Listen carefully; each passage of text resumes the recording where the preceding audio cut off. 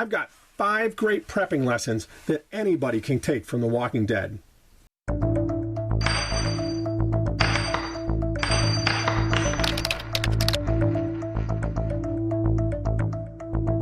Hi folks, Van Prepper here, and as I said in the beginning of this video, I have 5 prepping lessons that I think anybody should take from The Walking Dead. And I think The Walking Dead, let me say ahead of time, has been fantastic for the prepping community in that it has gotten an entire group of people who would otherwise not be preparing for anything to get into the mindset of being prepared.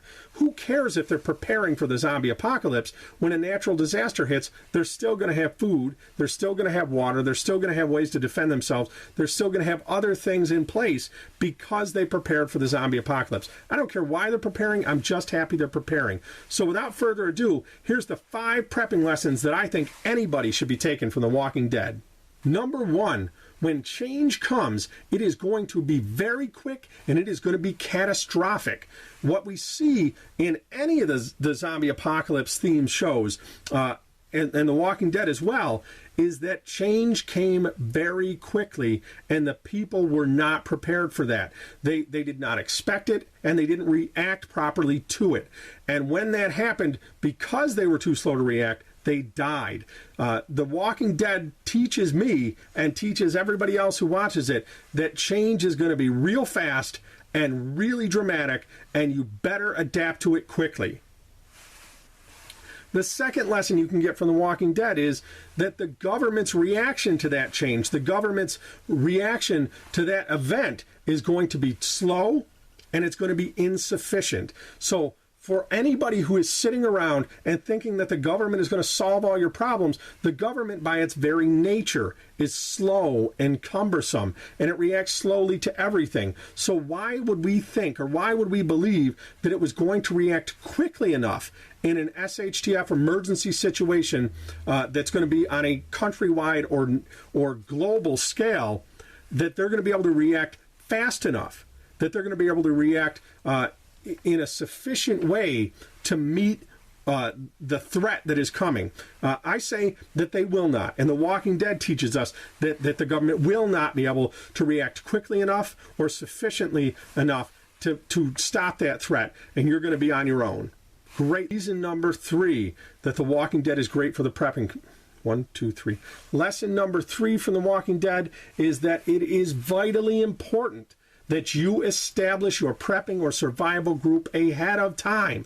You need to have the people in your group in place. You need to have your plan in place. Because if you don't, then you are at the whim of whatever group you end up in. You don't want to be in a group that has a Shane.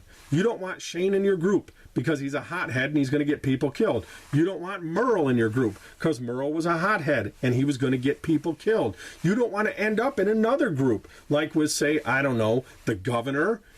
I don't think you want to end up in Woodbury, folks. And you don't want to end up in one of those places where you are reliant on people that you do not know and have not established that they are honorable people ahead of time. You need to take those steps and set your prepping and survival group ahead of time so that you do not get stuck in with the crazy, the dangerous, the wildly out of control, or the people like in Terminus that just might eat you. You'll want to have that set up ahead of time so you know that your security and your group are already in place. Going along with that, lesson number 4, and I think this is a huge lesson, that when you watch The Walking Dead or any zombie apocalypse themed show or movie, is that people are going to be your greatest threat. Yes, the zombie apocalypse is going on. Yes, the zombies present a danger, but you know what? It's the other groups of human beings that present the greater danger. You look at the governor's group. They were going around and ambushing and killing and taking the resources of other groups and other people.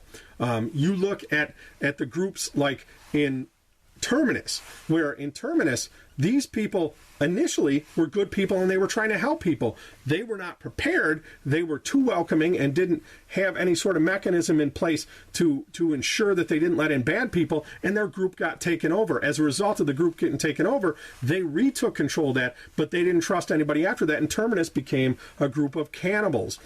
You don't want to wander into a group, in any group, in an SHTF event because you don't know that that group's not going to be eating people because they're hungry. That is a terrible danger, whether it's Woodbury with the governor, whether it's Terminus, or whether it's the wolves.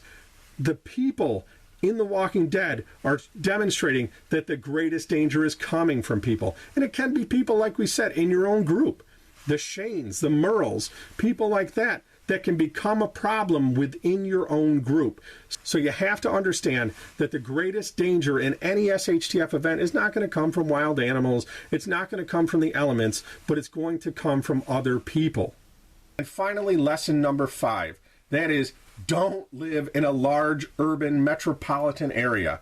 The reason being that whether you're talking about zombie apocalypse, natural disaster, disease, riots, martial law, whatever it is you're talking about for an SHTF event, it is going to happen first and worst in the large metropolitan areas.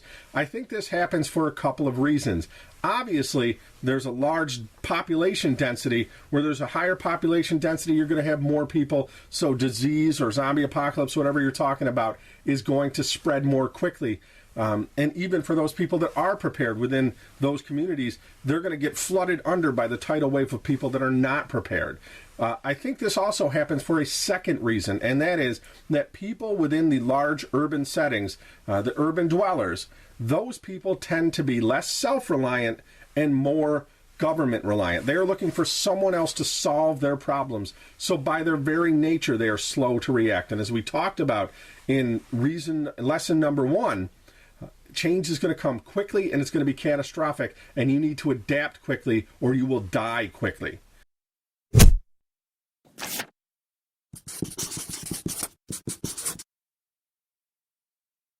Well, that's my list, folks. My top 5 prepping lessons from The Walking Dead. I'm interested to hear what prepping lessons you have learned from The Walking Dead, if any. I hope you liked this video. If you did, click that subscribe button up here. As always, you can find me on Facebook, Twitter, Pinterest, Instagram, Tumblr, and of course right here on YouTube if you want to check out my channel. In any survival situation, remember, you don't just want to survive, you want to thrive. I'm Van Prepper. Happy shooting, everybody.